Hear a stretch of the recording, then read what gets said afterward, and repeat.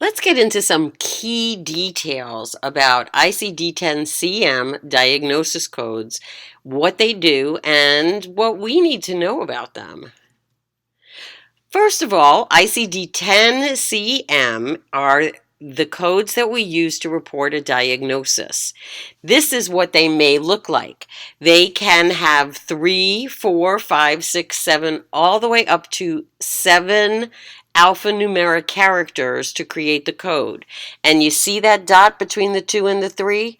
That's always between the 3rd and 4th characters. Diagnosis codes explain why the physician needed to provide care to the patient or why the patient needed the care of the physician. In the business, the industry, we call this medical necessity.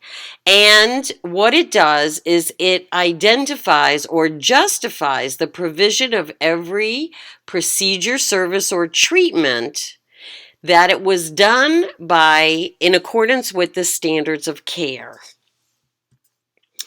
As I said a little bit ago, an ICD-10-CM code might only be 3 characters, or it might need 4, 5, 6, or 7 characters. Well, how will you know how long it's supposed to be?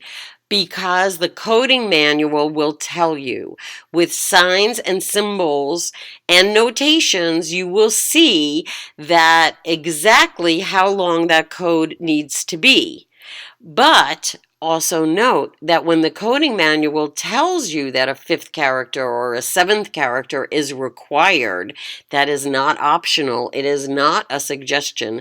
It is mandatory. And that means that any code you report with fewer characters is invalid. You will see as you learn the code set about the 7th characters because they are a little different than the meanings of the other characters. These 7th characters will always provide an additional information, and often they will report where in the treatment plan this specific encounter is. It might be the first time this patient is seeing this physician for this reason, an initial encounter. It might be a follow-up, a subsequent encounter, or it might be for something known as sequela or late effects. You'll learn more about these details later as you learn the code set. But here's the thing, when a 7th character or even a 5th or 6th character is required and noted in the coding manual, but there are no 4th or 5th characters, we need a way to make sure that everybody is standing in its place. So we use the letter X in order to fill that space so that the 6th character and the 7th character can fall in the right place. This is very, very important. Also, in this coding manual, you will find that there are notations and directions. And the thing about these notations and directions is they are there to help you code accurately. And all you have to do is read them because they're right there. They're right there by the code that you're looking at, by the code that you're considering. So you'd be silly not to listen to directions that are going to help you do your job more accurately, right? Of course, right. Okay, so you will see an excludes one notation that identifies a mutually exclusive condition. So this excludes one may list a condition beneath the code for a different condition. And this excludes one is saying, you know what, these one person cannot have these 2 things at the same exact time.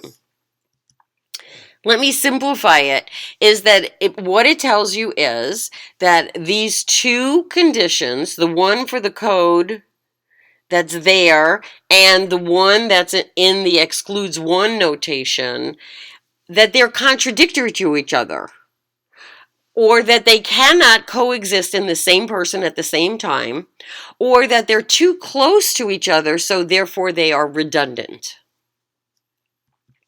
Now, you got to read carefully because there's also an excludes to notation, which is more of a warning that a particular condition is not included in the above code, which means that one of two things.